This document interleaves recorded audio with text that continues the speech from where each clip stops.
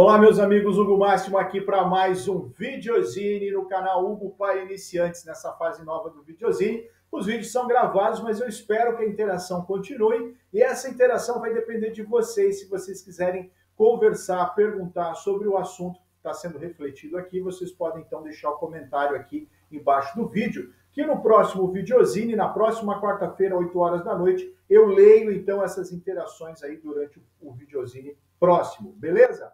Eu sempre pensei no Darth Vader de uma forma muito parecida com o Drácula. O que eu quero dizer com isso? Que ambos são frutos de um desastroso fim de relacionamento. Diferente do Coringa.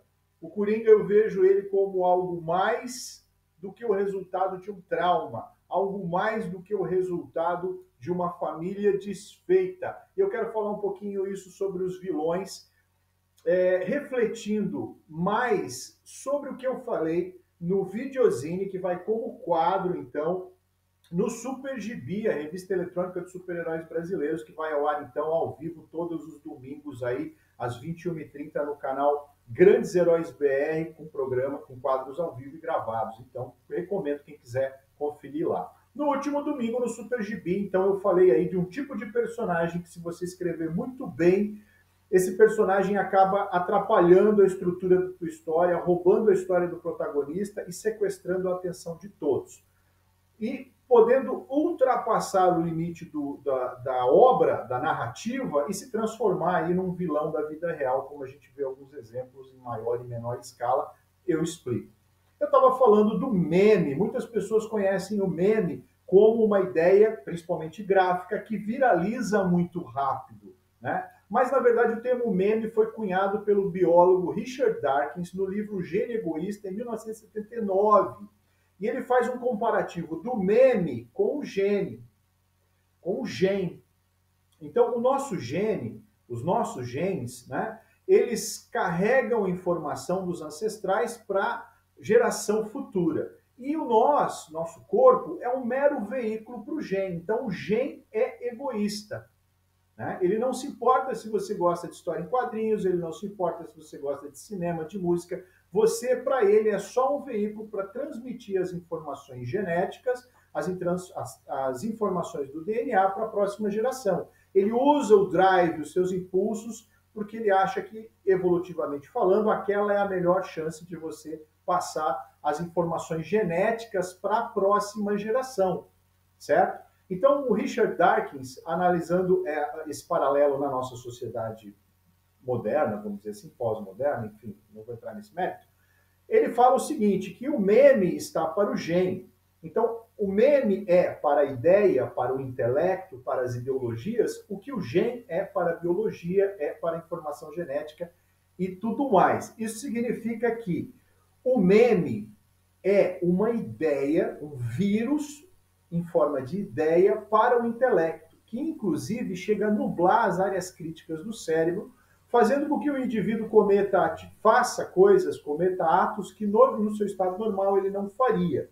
Inclusive, o Miguel Nicoleles, um dos maiores neurocientistas do mundo brasileiro, comenta sobre isso, sobre esse instante de sincronia cerebral, como uma torcida no estádio de futebol, onde um cara vai lá e comete atos de extrema violência, é pai de família, uma pessoa respeitada pelos amigos, enfim.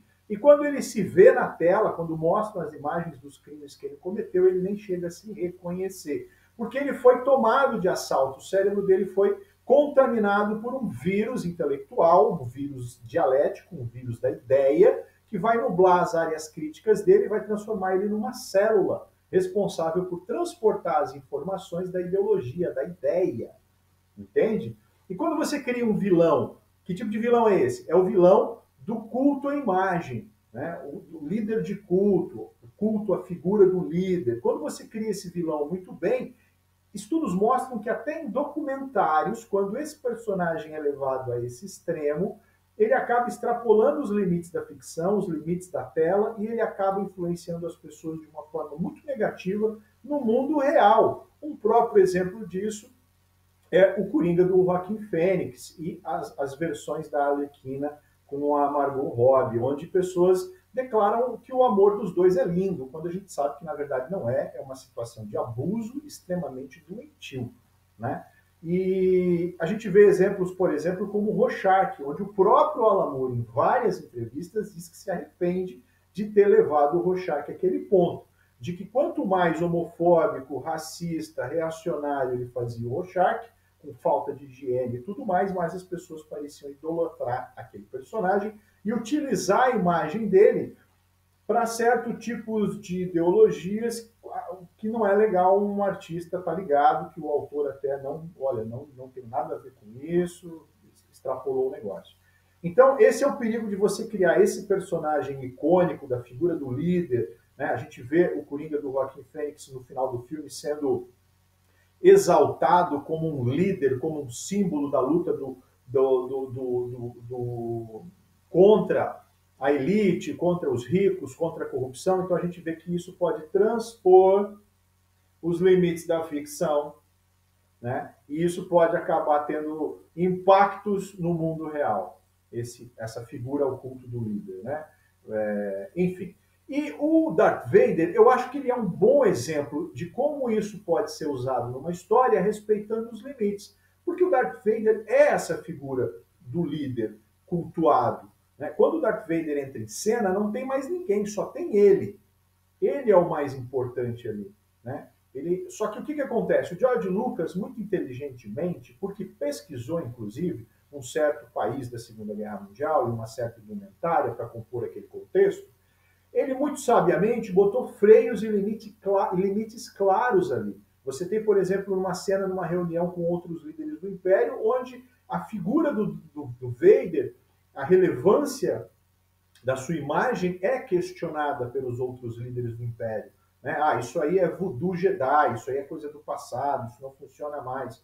Então fica claro esse limite. O próprio Darth Vader sendo manipulado pelo Imperador. Então a gente vê que o santo tem pés de barros, né? E esse limite funciona porque, embora o Darth Vader seja essa figura icônica, quando ele entra em cena, ele é a cena, os outros atores meio que são coadjuvantes dele, ainda assim a gente torce para os Jedi, ainda assim a gente torce para o Luke, para a Leia, para o Han Solo. Então ele é um vilão, não é à toa que ele é considerado um dos vilões mais icônicos do cinema. Então ele faz brilhantemente o papel do vilão. E qual é o papel do vilão? O papel do vilão não é ser mal.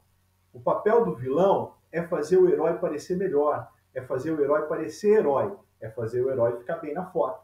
Esse é o papel do vilão. Então o Vader é um exemplo de como você pode usar essa figura do culto ao líder sem ultrapassar barreiras e fazer com que ele seja um personagem icônico e legal, positivo.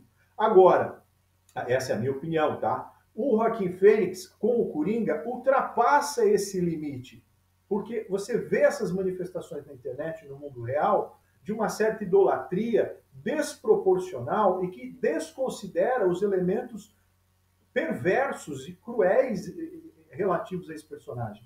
O Vader, por exemplo, ele é mau, ele pode ser cruel, mas ele não é perverso.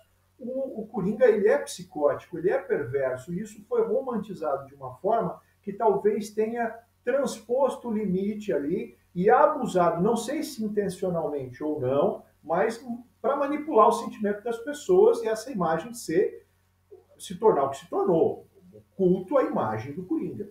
Né? As pessoas fazem tatuagem do Coringa, as pessoas declaram que são o Coringa, as pessoas se vestem como o Coringa, mas não, eu vejo uma linha sendo cruzada ali. Não estou dizendo que quem faz cosplay do Coringa é mal, não é isso que eu estou dizendo.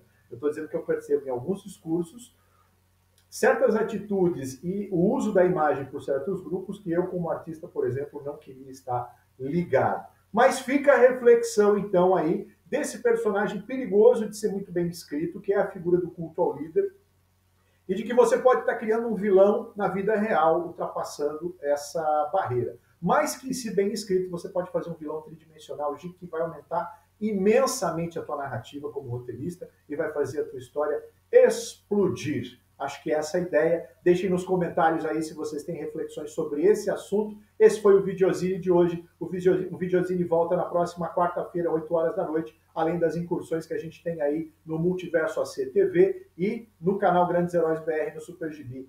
Valeu!